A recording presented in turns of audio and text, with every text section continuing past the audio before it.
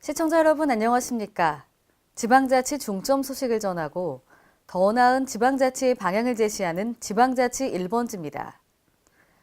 송하진 전북도지사가 지난 3일 민선 6기 3주년 기자간담회를 가졌는데요. 이 자리에서 송 도지사는 앞으로 전북 목찾기를 통한 전북 대도약의 기반을 만들어 나가겠다고 강조했습니다. 유희광 기자가 보도합니다.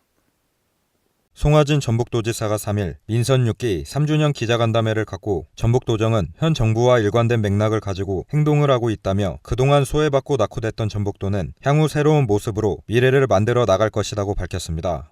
송하진 도지사는 새로운 정부의 출범과 함께 사회적 구조도 변화해 나가고 있기 때문에 전북도 그 흐름에 맞춰 나가는 것이 무엇보다 중요하다며 남은 임기 또한 전북목 찾기를 통한 2020 전북 대도약의 기반을 만들어 나가겠다고 강조했습니다. 또 19대 핵심 과제는 단순히 남은 1년의 목표를 둔 것이 아닌 2020 대도약을 위해 앞으로의 3년을 놓고 본 것이고 2020년을 넘어 2030이라는 그랜드 플랜도 만들어 나갈 계획이라며 내년 6.13 지방선거 재출마 의지를 시사했습니다. 특히 송 지사는 문재인 대통령의 전북에 대한 관심을 들어 새만금 개발, 2023 세계 잼버리 대회 유치, 군산 현대 조선소 등 공약 사업에 대한 깊은 기대감을 나타냈습니다. 한편 삼성 새만금 투자 MOU와 관련 삼성 유치 투자 철회가 현 집행부에 책임이 있지 않느냐는 질문에는 처음에는 진실규명에 초점을 뒀지만 현재에 와서 그런 부분에 집착을 하다 보면 오히려 엉뚱한 데 힘을 낭비할 수 있다며 직답을 피했습니다. 지금 와서 그런 부분들에 너무 집착을 하다 보면 오히려 엉뚱한 데 정력을 낭비할 소지가 있기 때문에 이 또한 미래를 향해서 보고 싶다 생각을 갖고 있고요. 모든 진실은 그 진실을 행한 자들이 다 알고 있는 사항이니까 굳이 저는 거기에 집착을 하지 않겠습니다. KLN 유희광입니다. 광주광역시는 지난 3일부터 오는 7일까지 세계 협동조합의 날과 사회적 기업의 날을 기념하기 위해 광주 사회적 경제 주간 행사를 개최합니다. 이번 행사는 사회적 경제 조직과 시민들이 하나가 되자는 의미로 연대로 하나 되는 사회적 경제라는 슬로건으로 진행됩니다. 지난 1일 기념식과 함께 광주시청 1층 시민숲에서 오는 4일까지 사회적 경제 기업 제품의 우수성을 홍보하는 사회적 경제 상품 및 서비스 품평회도 열립니다. 한편 2017 광주 사회적 경제 주간 행사는 광주 지역의 사회적 경제 대표, 종사자, 시민 등 누구나 참여할 수 있습니다. 세종특별자치시는 지난 3일 정부 세종컨벤션센터에서 2017년 양성평등주간 기념식 및 제6회 여성대회를 개최했습니다. 이날 행사는 양성평등에 대한 사회인식 제고와 성을 배려하고 존중하는 문화를 확산하기 위해 마련됐습니다. 이날 행사에서는 샌드아트로 양성평등주간 슬로건에 맞는 공연과 퍼포먼스를 연출해 참여한 시민들의 눈길을 끌었고 여성 친화도시 실천결의문 낭독으로 여성 친화 허브도시 대전을 구현하기 위한 결의를 다졌습니다. 또 점 하나로 사람을 살리는 블랙닷 캠페인이 펼쳐져 세종시 블랙닷 캠페인의 본격적인 시작을 알렸습니다. 현재 D등급 위험 교량인 익산 평화육교 재가설 사업 추진과 관련해 우려의 목소리가 일고 있습니다. 이에 익산시의회 김충영 의원은 지역 주민들의 안전을 크게 위협할 수도 있다며 합리적 대안 필요성을 제기했습니다. 홍재희 기자가 보도합니다. 철거를 앞둔 전북 익산시 평화육교에 예정된 대체 우회도로가 교통 혼잡과 사고 위험을 안고 있어 이의 재검토를 요구하는 목소리가 일고 있습니다. D등급 위험 교량의 익산 평화육교 재가설 사업 추진에 앞서 공사 기간 동안 대체할 수 있는 우회도로 노선과 관련 지역 주민들은 노선 재검토를 요구하고 있습니다.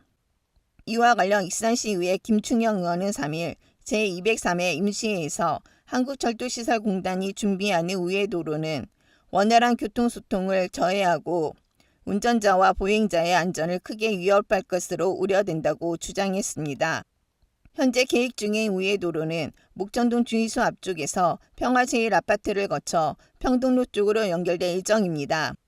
평화동 제일아파트와 평롱로가 연결되는 교차로는 버스나 대형 차량이 교차하고 무효하기에는 매우 협소합니다. 그러나 이와 같이 우이도로가 개설되면 사계동 458세대가 거주하고 있는 평화 제1아파트 입주민들과 인근 지역 주민들의 통행과 안전을 크게 위협할 것으로 보입니다. 또 김 의원은 평화 제1아파트와 평동로가 연결되는 교차로는 평소에도 교통량이 많고 버스나 대형 차량이 교차하기에 협소한 곳이다며 교통량 가중에 따른 안전사고와 교통사고에 대한 우려를 표명했습니다. 김 의원은 이를 위해 익산대야 복선 전철 공사 구간은 공사 차량의 통행이 가능하도록 임의 통행료가 확보되어 있다며 이 길과 목천동 화정마을 진입로를 평동로와 연결하면 안전 확보가 가능할 것이라고 제안했습니다. KLN 홍재희입니다. 전북 남원시 현재 인구는 83,787명으로 저출산과 인구 유출을 막기 위해 노력하고 있는데요. 행복한 삶을 담는 그릇, 지금 남원에 오면이라는 홍보책자 4,000부를 제작하고 배포에 나섰습니다.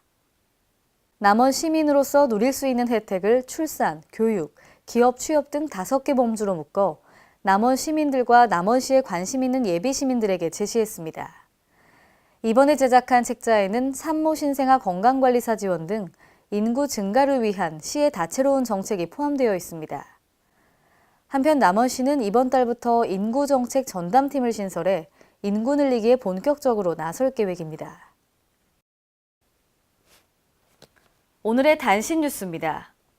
보건복지부는 지난달 30일 중앙보육정책위원회를 열고 어린이집 평가체계 개편 방향을 심의했습니다. 주요 개편 내용은 어린이집 간의 고득점 경쟁으로 인한 과열을 방지하기 위해 총 점수 공개 방식에서 등급 공개 방식으로 변경합니다. 평가 결과 최상위 등급은 평가 인증 유효 기간을 3년에서 4년으로 연장하는 등의 혜택을 제공합니다.